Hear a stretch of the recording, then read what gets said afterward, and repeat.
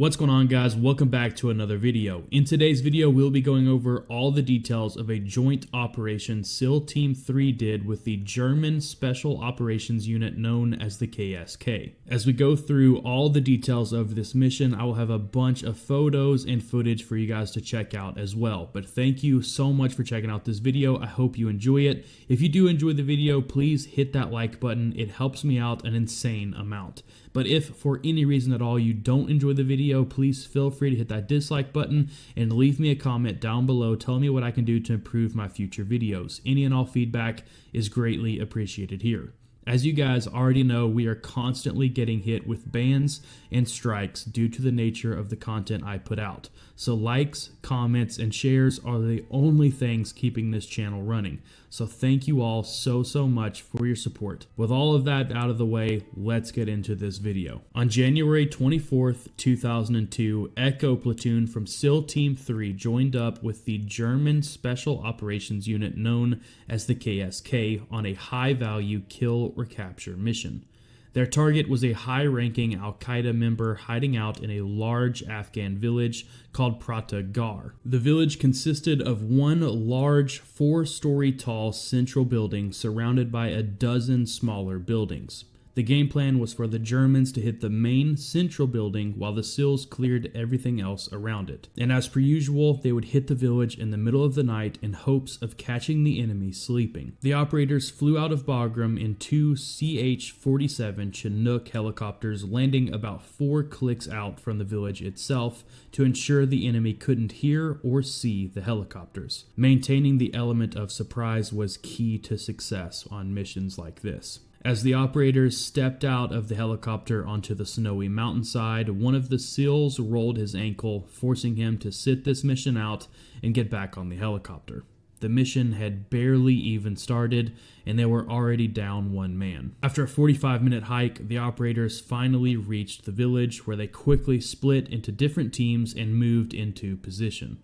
Once all the SEALs were set, they held their positions outside the village for about 15 minutes until the Germans were set and ready. Aside from one blurry photo of the exterior of the village, this was the first time any of the operators had actually seen the village. They had absolutely no clue what the inside of the buildings would look like, so once they got in, they would have to adapt to every room on the fly. With each team now in position, they slowly and quietly made their way into the village and began clearing the roughly 2 square kilometer sized compound. As they breached the door into the first room, they found a husband and wife laying in bed with their child. But thankfully they were unarmed, so they simply left one SEAL behind to watch them and continued on clearing the next building. In the next room, the SEALs witnessed a heartbreaking scene. As the operators kicked in the door, they startled 3 young women out of their bed. They had a very similar reaction to the family in the first room, but after the initial scare of their door being kicked in, the women simply laid back down and stayed as still as possible. The SEALs quickly realized these poor women were used to men breaking into their rooms in the middle of the night. And they had learned that if they just stayed still and didn't fight back, we would at least let them live. So the operators quickly put their weapons to the side and assured the women they weren't there to hurt them and they were safe now. The operators continued to kick in doors for another 45 minutes before every building had finally been cleared. They managed to snag a few prisoners, but their HVT was nowhere to be found. So a few of the SEALs began interrogating the prisoners to find out where he was, while the rest of the team began SSE, or sensitive site exploitation, which meant they would meticulously search through every room looking for any intel or weapons they could find. And they were able to find a good bit of useful intel, and they hit the absolute jackpot on weapons. They found everything from AKs and RPGs to SVES and other explosives. Sadly though, in the process of interrogating the prisoners, they learned they barely missed their HVT. He was here in the village just a few hours earlier. But nonetheless, the raid was considered a solid success with all the weapons and intel they recovered. As the SEALs prepped for exfil, the Germans requested their assistance with recovering some equipment. Apparently, the Germans underestimated the terrain and infilled with too much gear, so once they were on the ground, they decided to stash their big packs before making the hike to the village, which meant now 1 German and 2 SEALs would have to head back out to retrieve their packs. But the sun was starting to come up, and they needed to do this quickly. So they decided to borrow a truck from the compound and drive back to where the packs were stashed rather than hiking. And within minutes of exiting the compound, they came across 2 enemy fighters with guns who were clearly patrolling the road outside the village. So they hopped out, took them down at gunpoint, zip-tied them up, and threw them in the back of the truck and kept on going. Once they reached their packs, they found 5 unarmed Afghan men looting the bags.